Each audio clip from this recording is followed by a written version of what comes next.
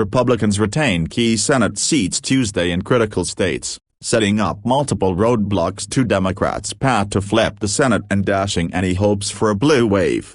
GOP senators swatted down well-funded challenges in Texas, Iowa, South Carolina, Kansas and Montana, Fox News projected. And in the latest news Wednesday, GOP Sen. Susan Collins, a prime target for Democrats, declared victory in Maine shortly after 1 p.m. ET as her challenger Sorter Gideon publicly conceded that she came up short. "I feel that this is an affirmation of the work that I'm doing in Washington to fight hard every day for the people of Maine," Collins, a moderate, told cheering supporters Wednesday afternoon.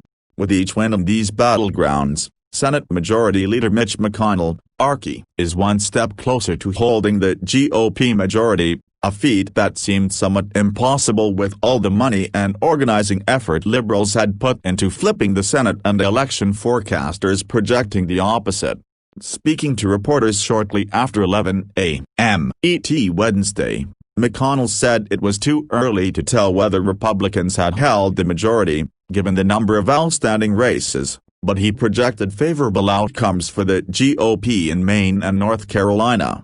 "I don't know whether I'm going to be the majority leader or minority leader. I've been both. The majority is better," McConnell quipped. In one major victory, Sen. Lindsey Graham, RSC, fended off a serious scare from Democrat Heimer Harrison, who raised the record-breaking $107.6 million to challenge the powerful Judiciary Committee chairman. During his victory speech, Graham took aim at all the liberal donors who were banking on a GOP defeat. "To all the pollsters out there, you have no idea what you are doing. And to all the liberals in California and New York, you wasted a lot of money," Graham said. "This is the worst return on investment in the history of American politics." Republicans were fighting to hold a slim 53-47 majority in the Senate. As of Wednesday morning, Democrats had only picked up a net gain of one seat, after winning Colorado and Arizona, but losing Alabama.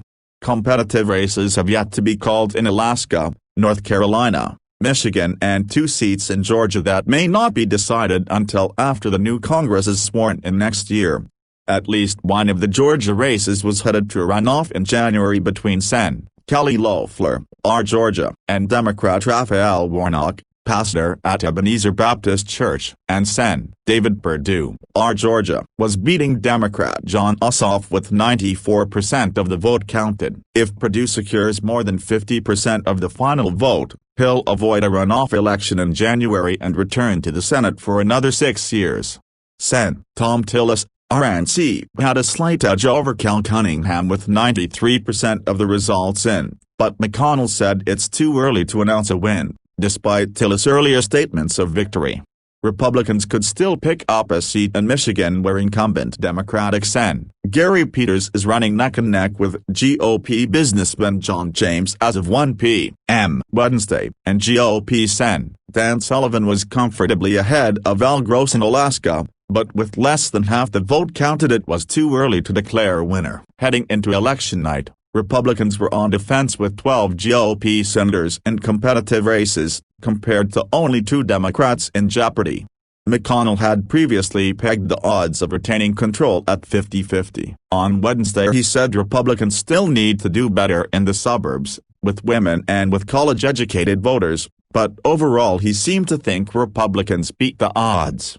"We had overall, I think, a better election than most people thought we were going to have across the country," McConnell said. "But, yeah, we have improvement we need to make."